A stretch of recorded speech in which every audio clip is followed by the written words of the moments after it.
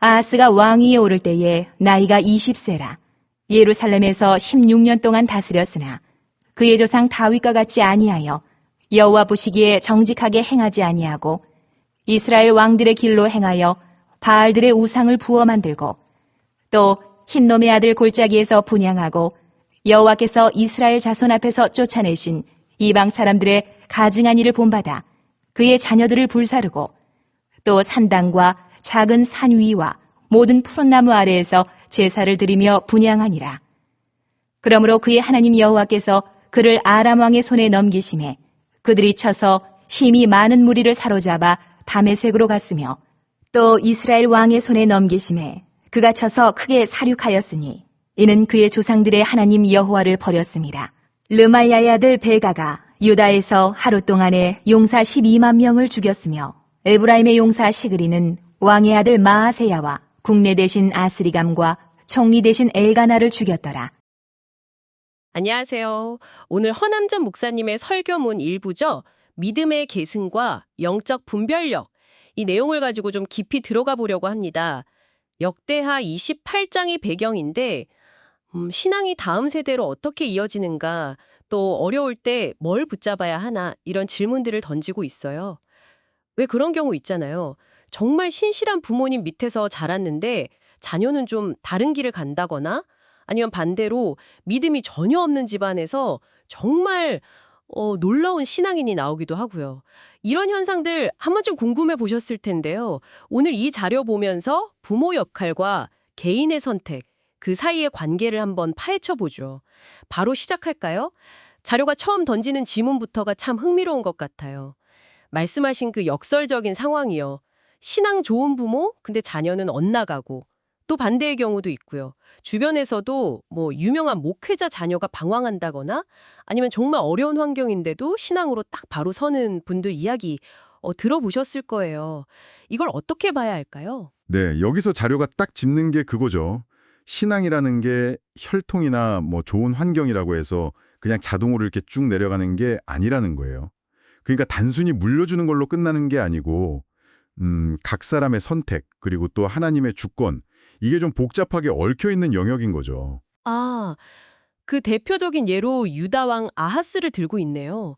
아버지 요담은 꽤 괜찮은 왕이었잖아요. 네, 선한 왕이었죠. 그런데 아들 아하스는 북이스라엘 왕들처럼 바알 우상 섬기고 심지어 자기 자식을 몰렉 신에게 제물로 바쳤다니.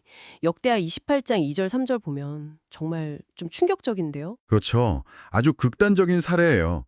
이게 뭘 보여주냐면 좋은 배경이나 환경이 꼭 좋은 신앙적 결과를 보장하는 건 아니라는 걸 아주 명확하게 보여주죠.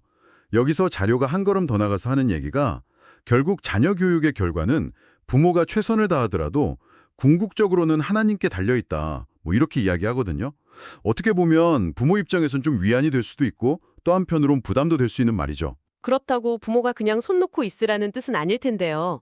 결국 하나님께 달렸다는 게 그럼 부모는 뭘 해야 하는 건가요? 네, 맞아요. 자료는 오히려 정반대를 강조합니다.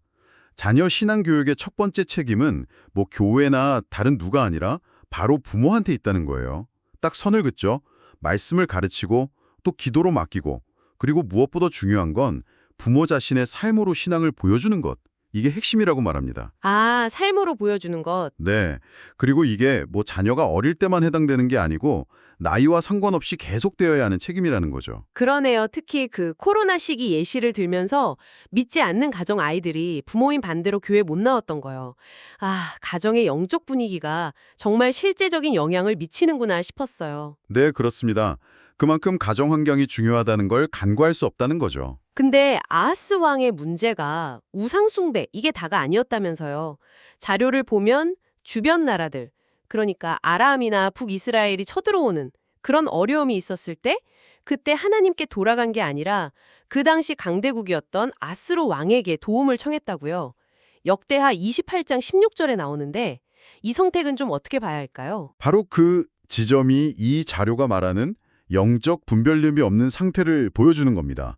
어려움이 왔을 때 이게 하나님께 돌아갈 기회구나, 어떤 하나님의 사인이구나 이렇게 읽어내지 못한 거죠.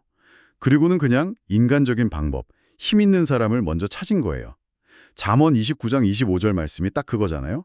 사람을 두려워하면 올무에 걸리지만 여호와를 의지하면 안전하다. 아, 그 말씀이 인용되는군요. 네, 결국 어떻게 됐나요? 도움을 청했던 그 아수르에게 오히려 공격당하고 심지어는 다메섹 우상한테 빌다가 36, 젊은 나이에 그냥 생을 마감하잖아요. 정말 비극적이네요. 끝까지 하나님께 돌아가지 않은 거군요. 네, 하나님의 어떤 징계, 어려움 앞에서도 깨닫지를 못하고 계속 다른 걸 의지했던 거죠. 아하스의 모습이 단순히 선택을 잘못했다. 이걸 넘어서서 깊은 영적인 무지를 보여주는 사례라고 할 수 있겠습니다. 그래서 이 자료가 마지막에 강조하는 게 바로 그 영적 분별력이군요.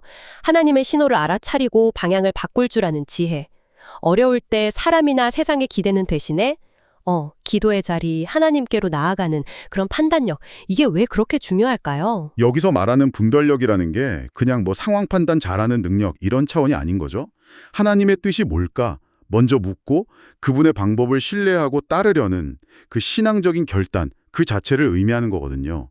자료는 바로 이 분별력이 있어야 나 자신뿐만 아니라 다음 세대, 우리 자녀들의 삶까지 복되게 할 수 있다. 이렇게 제시하고 있습니다. 인간적인 노력이나 계획을 넘어서는 그런 차원의 지혜라고 봐야겠죠. 네. 오늘 허남진 목사님의 글을 통해서 이 신앙이 세대를 거쳐 이어지는 게 얼마나 복잡한 과정인지, 또 그 안에서 부모의 역할은 무엇인지, 그리고 그 모든 인간적인 노력을 넘어서는 이 영적 분별력이 정말 결정적으로 중요하다는 걸 다시 한번 생각하게 됩니다. 좋은 환경이 곧 좋은 신앙을 보장하는 건 아니고 책임은 분명 부모에게 있지만 그 결과는 결국 하나님께 속했다는 점. 그리고 위기의 순간이야말로 우리가 진짜 뭘 의지하는지를 보여주는 영적 분별력의 시험제라는 메시지가 참 마음에 남네요. 네, 그렇죠. 그러고 보면 이 내용을 들으시는 여러분께도 이 자료가 한 가지 질문을 던지는 것 같아요.